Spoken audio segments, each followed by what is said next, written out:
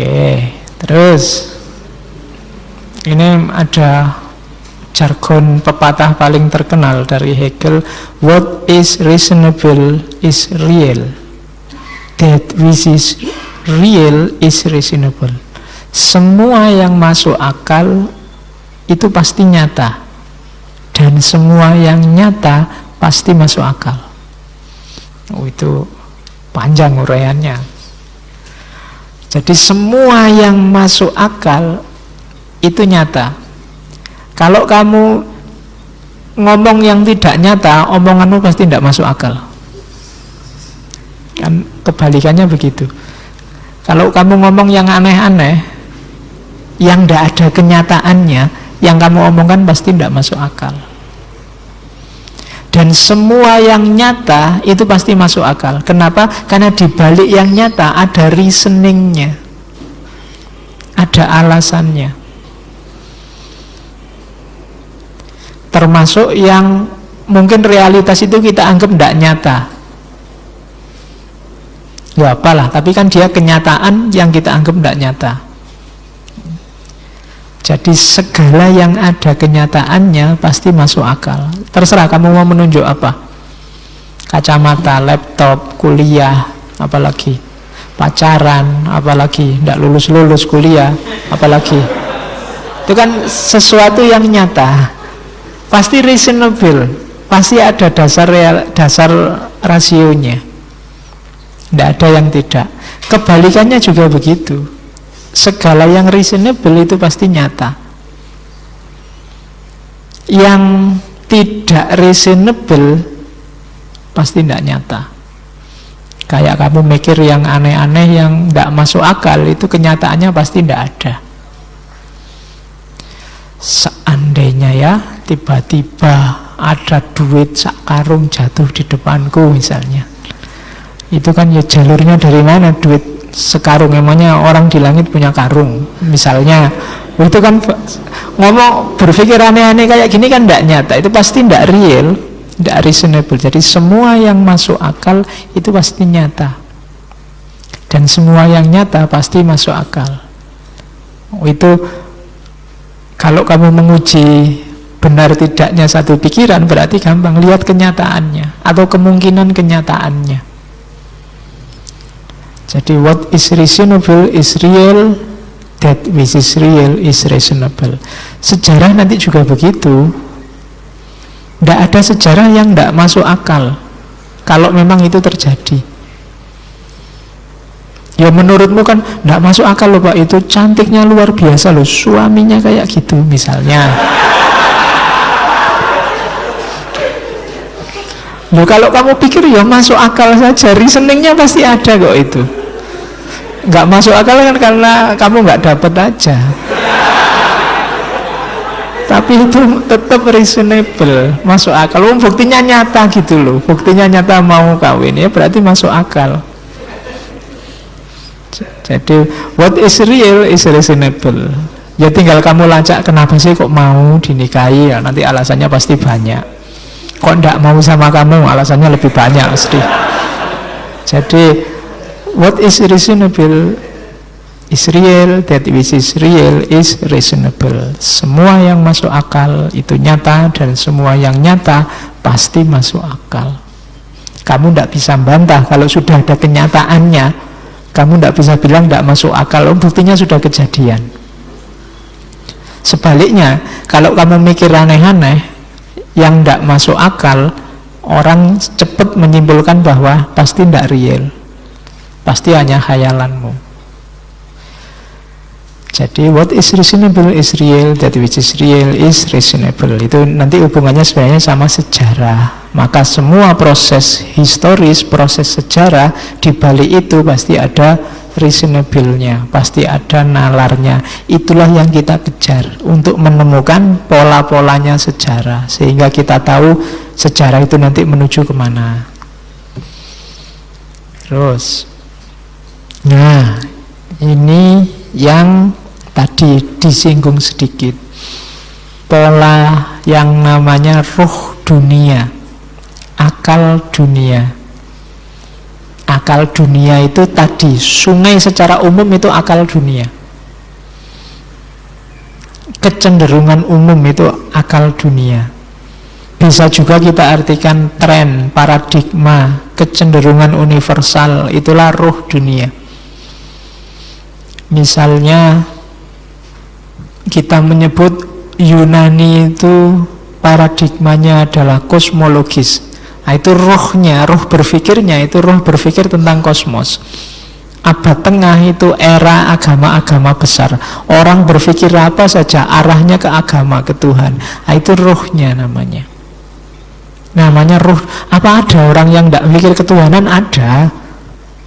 Cuma secara umum orang berpikirnya ketuhanan. Itu namanya roh dunia. Indonesia dulu dikenal sebagai bangsa yang ramah. Apa tidak ada orang Indonesia yang ngamuan? Pasti ada. Tapi secara umum itu ramah. Orang Indonesia itu rohnya namanya. Dunia secara umum juga dia punya style, punya gaya, punya tren. Itulah roh dunia. Yang ini sifatnya dinamis, dia akan bergerak. Geraknya kemana? Ke yang lebih rasional. Jadi roh dunia atau akal dunia. Jadi kita itu di bawah roh dunia. Jadi mau tidak mau, cara kita berpikir, cara kita berperilaku itu dikendalikan oleh ruh dunia ini. Yang kita anggap baik atau buruk, yang kita anggap pantas atau tidak pantas, pengendalinya ruh dunia ini secara umum. Apa tidak ada Pak yang berbeda? Tetap ada. Tapi ini secara umum, wajahnya. Ya kalau dicermati wajahnya mungkin beda-beda, tapi secara umum ya kayak gitulah wajah. Kayak kita lihat kucing itu loh. Kucing itu kan ya macam-macam, tapi kan bagi kita ya wis ya ngono kuwi kucing. Enggak ada yang cakep, enggak ada yang jelek, semuanya standarnya begitu. Nah, ini kan sama, padahal mungkin bagi kucingnya sendiri dia ngertinya macam-macam. Ada yang cakep, ada yang jelek, kan mesti gitu. Buktinya ada yang milih itu, enggak milih ini misalnya. Itu kan berarti dia ngerti gitu. Sama kayak kita melihat Allah orang Afrika itu mesti ya begitu. Allah orang Barat bule itu ya mesti gayane ngono. Itu berarti apa? Ada ciri umumnya. Nah, dunia juga secara umum begitu. Seandainya ada alien datang, lihat dari luar angkasa, lihat manusia bumi, dia ngertinya Allah manusia itu ya kayak gitu. Secara umum, itulah akal dunia. Cirinya hari ini. Nah, itu akal dunia, ruh dunia.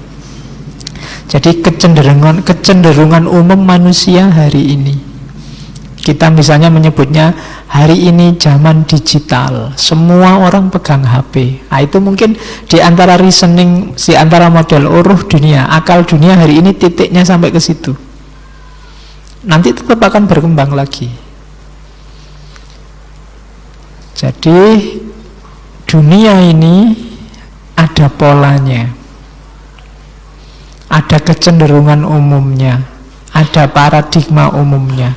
Itulah yang disebut roh dunia atau akal dunia dalam teorinya Hegel.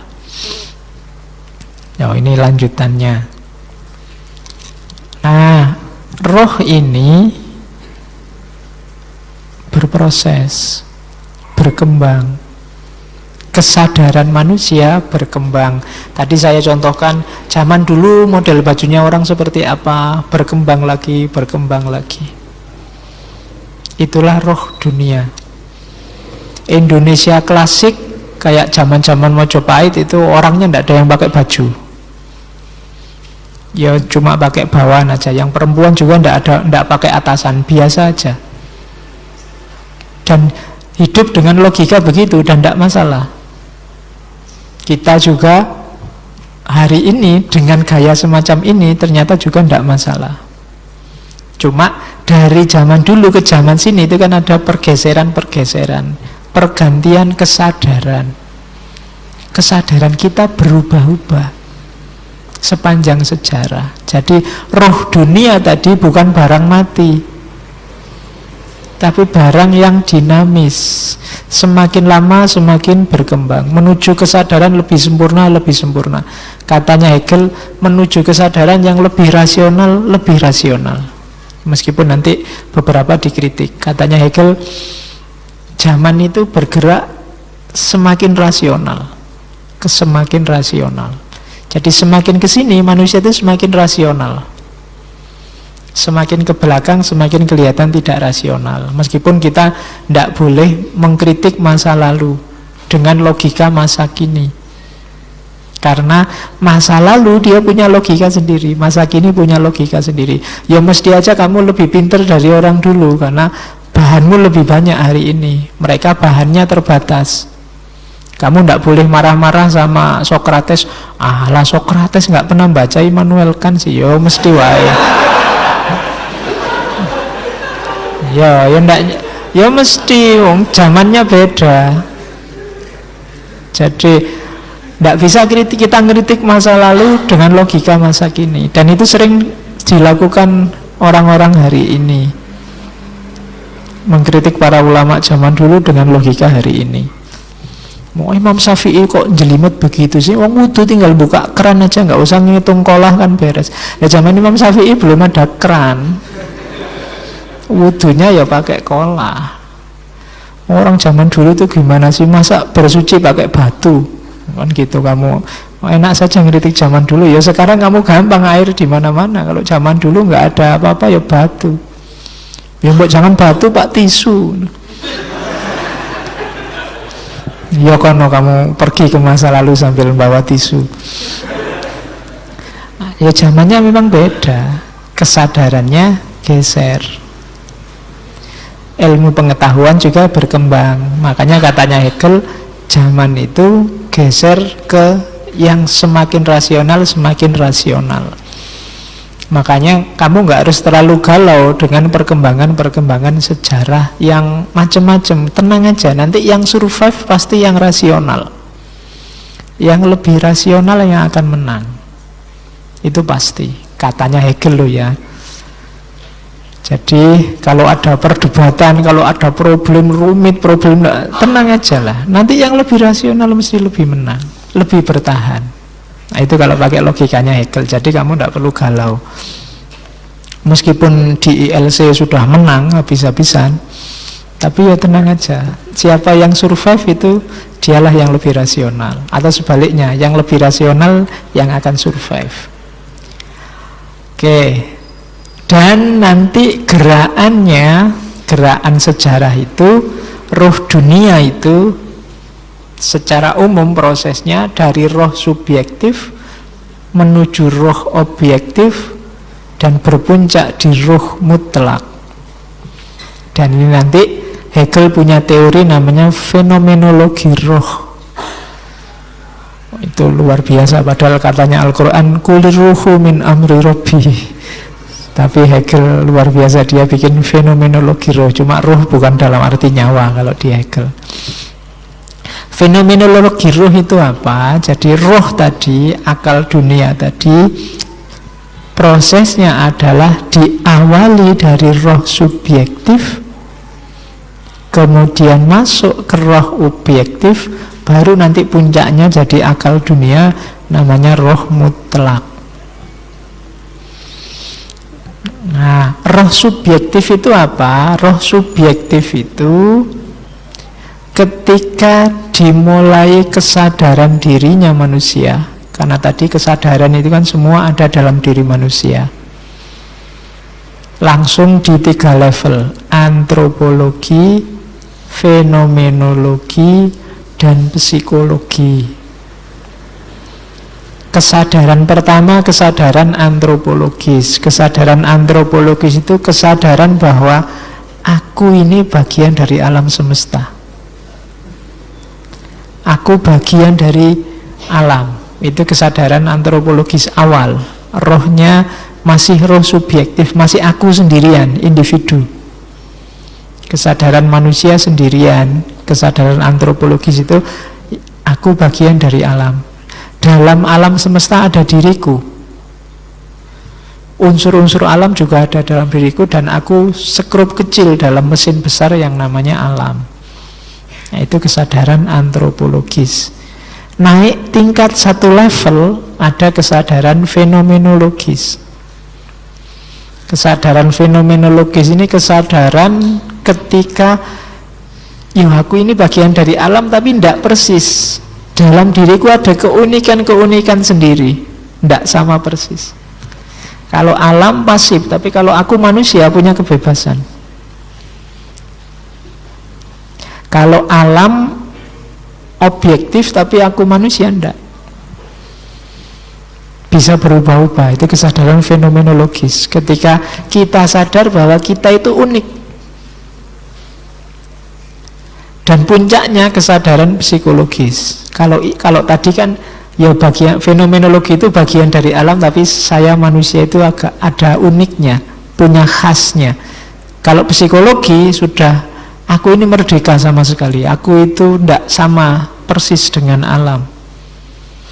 Jadi aku bisa ngatur hidupku sendiri, beda kayak alam. Itu kesadaran psikologis. Mulai muncul kesadaran aku yang mandiri, tidak lagi terikat oleh relasi kita dengan alam semesta.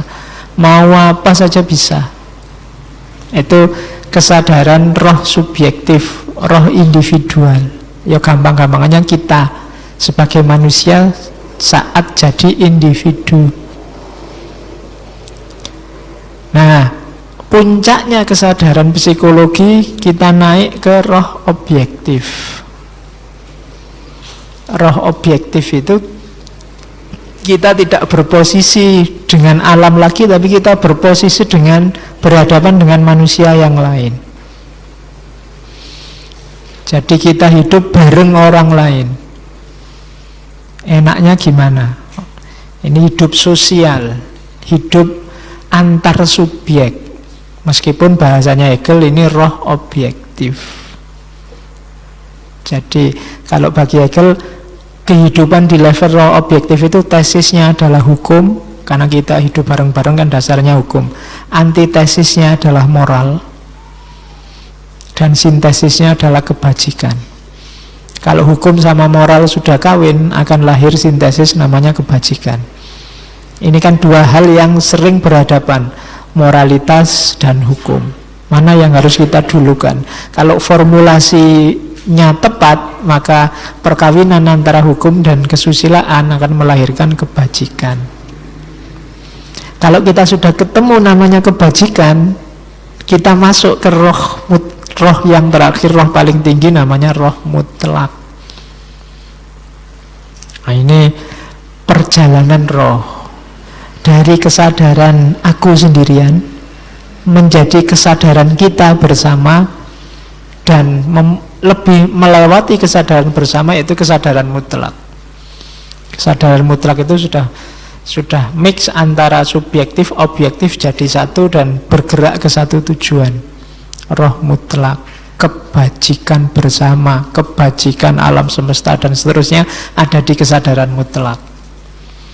Sudah tidak ada lagi parameter-parameter subjektif, parameter objektif, tapi melampaui itu. Nanti kita lihat apa isinya kesadaran mutlak. Tapi yang jelas, yang subjektif itu individu, yang objektif itu kehidupan sosial. Itu fenomenologinya roh. Jadi yang objektif itu kesadaran, kalau bahasanya Hegel, kekitaan, kesadaran sosial. Kesadaran sosial itu katanya Hegel diawali dari yang pertama hasrat. Jadi kalau kita sudah melewati kesadaran subjektif, itu kan kita masuk ke kesadaran objektif sambil membawa berbagai keinginan individual.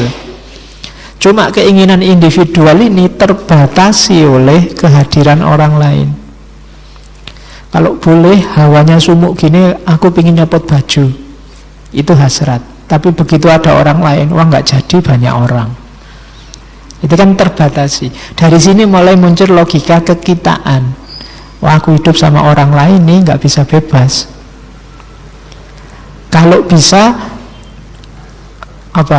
saya bebas kayak waktu di kamar mandi, tidak pakai baju nyanyi-nyanyi, kelihatannya seneng, bahagia begitu. Tapi kan kamu nggak bebas begitu. Kenapa? Ada orang lain. Teman sekamar aja nggak bisa kamu gituin. Kamu tiba-tiba nyanyi-nyanyi sambil tidak pakai baju, itu teman sekamarmu mungkin nelpon RSJ. Nggak bisa. Ada terbatas sih. Dari situ mau melahir roh objektif. Kamu berpikirnya tidak lagi aku, tapi sudah kita. Dan nanti ada teori yang terkenal dari Hegel, ada dialektika Tuhan dan Buddha, yang nanti terakhir dilanjutkan oleh Marx. Jadi kalau Tuhan ini kan biasanya mengobjekkan sesuatu, memaksakan kesadarannya untuk budaknya. Sebaliknya, budak ini menggadaikan kesadarannya pada tuannya. Katanya Hegel, ini sifatnya dialektis. Nanti hasilnya bisa kebalikannya. Tuan yang ingin selalu dilayani, memaksakan kesadarannya pada budaknya, menganggap budaknya bukan manusia, dia malah kesadarannya jatuh ke paling bawah, yaitu kesadaran hasrat tadi, kesadaran primitif. Dia tidak bisa berelasi dengan sesama manusia. Jadi kesadarannya turun. Beda sama budak. Budak yang melayani kesadarannya Tuhan, nanti dia akan sadar dirinya sendiri. Dari mana? Dari kerja. Oh iya ya, ternyata aku bisa memproduksi sesuatu. Oh, aku bisa melahirkan sesuatu. Aku bisa menguasai sesuatu. Kesadarannya naik. Padahal tadi yang ingin menguasai kan tuannya, tapi sekarang dibalik. Justru yang kesadarannya naik malah budaknya. Kenapa dia naik? Karena dia memahami dirinya dalam kerja. Sementara yang tuan malah kehilangan dirinya dalam hasrat. Dia hanya levelnya turun ke level primitif. Nah, itu kesadaran sosial. Jadi hati-hati kalau kamu menindas orang lain, yang turun kesadaranmu, yang ditindas bisa jadi berbalik kesadarannya jadi lebih tinggi. Ya kayak kalian kalau dikritik, kalau dimarahi, kalau ditindas, kadang-kadang malah jadi terpacu justru untuk maju, sementara yang menindas malah ketinggalan. Nah, kalau nggak dipepet kan kamu nggak gerak. Kalau nggak dimarahi dosen, dipaksa dosen kan kamu nggak demo. Kalau kamu nggak demo kan kamu nggak latihan orasi. Kalau kamu nggak latihan orasi kan kamu nggak pinter ngomong. Loh kan, jadi kesadaran itu saling dialektis. Jadi tenang saja. Katanya Hegel, segalanya ada polanya. Nanti menuju ke satu titik. Terus, nah sekarang yang paling tinggi apa sih roh mutlak itu tadi, kesadaran tertinggi? Untuk memahami kesadaran tertinggi kita bisa ambil dari 3 jenis pengetahuan: seni, agama, dan filsafat. Untuk memahami modusnya alam semesta, geraknya kemana, puncaknya kemana, ide yang tidak kelihatan apa, itu kita butuh seni, butuh agama, butuh filsafat. Seni tesisnya, agama antitesisnya, filsafat sintesisnya. Seni ngomong sesuatu imajinatif tapi berdasarkan fakta. Kalau agama keyakinan subjektif yang susah dilacak faktanya, kan biasanya urusan-urusan eskatologis metafisik. Kalau dua ini kawin, lahir filsafat. Filsafat mengatasi semuanya. Filsafat itu ngomong apa saja bisa, boleh, tidak ada yang kritik. Kenapa? Ranahnya memang luas. Makanya ngaji filsafat itu santai, ngomong apa wae iso. Jadi ngomong yang kelihatan bisa, yang tidak kelihatan bisa. Nah ini proses dari seni nanti masuk ke agama, dari agama sintesis lahirnya filsafat. 3 bidang ini yang bisa menjangkau roh mutlak. Roh mutlak itu tadi orientasi sejarah, paradigma, tren, akal dunia yang bisa membaca ini. Jadi roh mutlak itu akal dunianya. Kalau yang tadi kan akal sosialnya, roh objektif. Sebelum itu akal subjektif, roh subjektif, akal individual. Jadi sejarah versi kita, sejarah objektif versi bersama, sama sejarah ini mau kemana sih sebenarnya. Oke, sekarang kita lihat manifestasinya.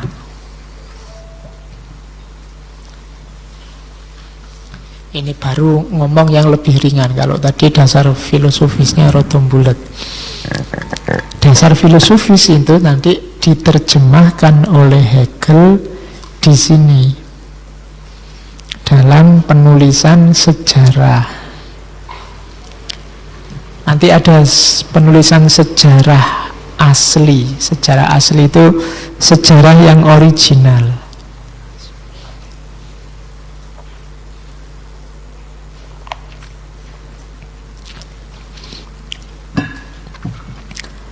Jadi sejarah yang asli itu ya yang dihafalkan anak SD tadi.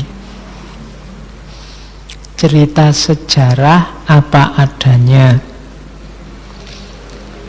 Cirinya biasanya yang menulis kemungkinan besar ngalami. Jadi, dan biarkan masa silam berbicara sendiri. Biarkan masa lalu cerita sendiri.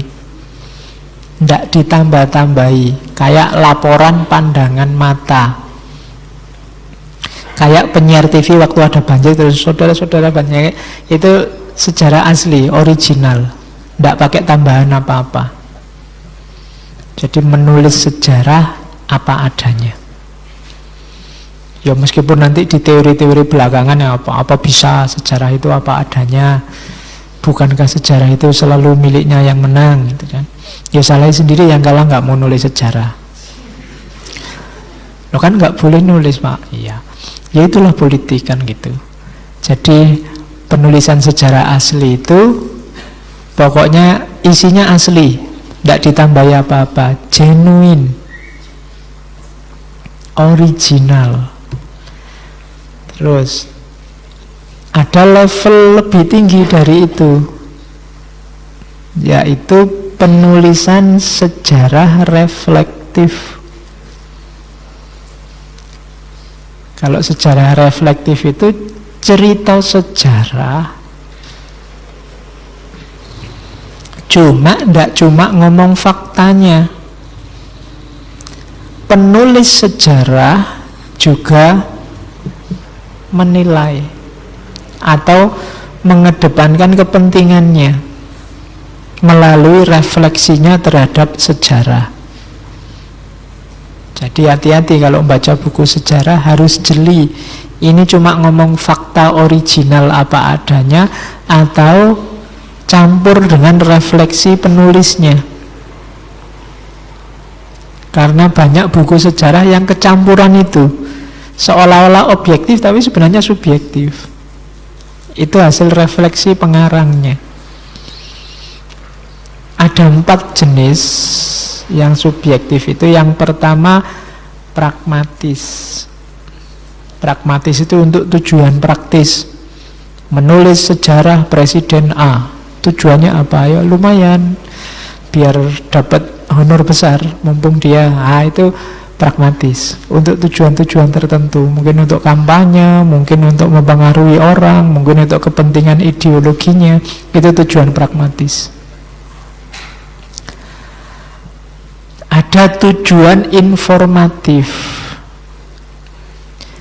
Informatif ini tidak sama dengan tadi yang original. Informatif ini ketika pengarangnya menulis versi sejarah secara komprehensif untuk apa? Kalau dalam bahasa agama mungkin lebih pas untuk diambil hikmahnya.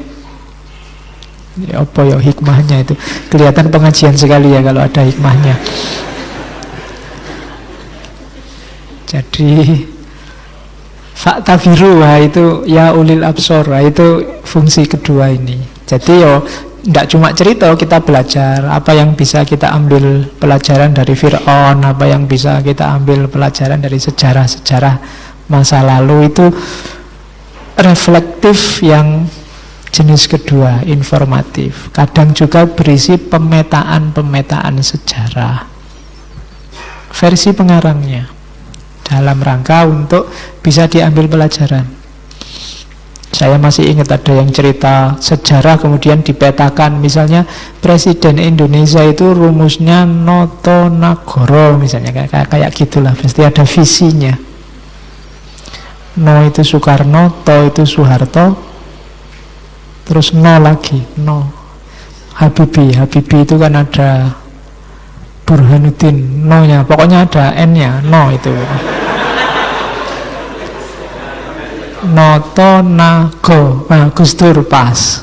Noto Nagoro, susah nih. Susilo Bambang Yudhoyono nggak ada ro-nya. Oke, ya nggak tahu rumusnya gimana, itu digaduk-gaduk kan. Kalau diurutkan kan harusnya Noto Bi Dur. Wah, nggak enak ya. Noto Bidur Sudo, nggak enak. Habis Gus Dur kan Susilo, jadi iya. Oh, Megawati Sumego, yalah. Oke, tidak apa-apa, diambil hikmahnya saja. Oke, yang ketiga kritis. Nah, ini baru. Kalau kritis itu yang tadi, apa ya, jangan-jangan salah sumber. Masa begitu sejarahnya? Saya yang alami sendiri loh. Kamu yang alami, saya yang lihat.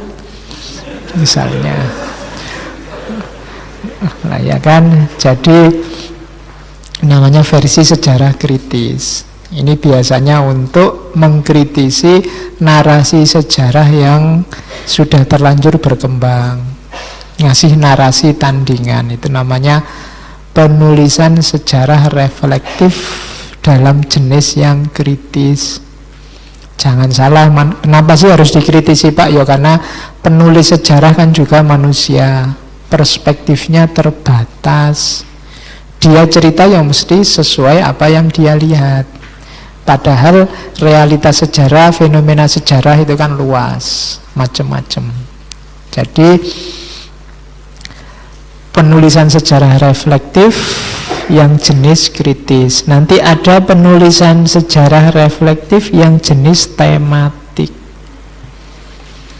Kalau tematik ini dipilih sejarah sosial, sejarah hukum, sejarah seni, ini biasanya tematik.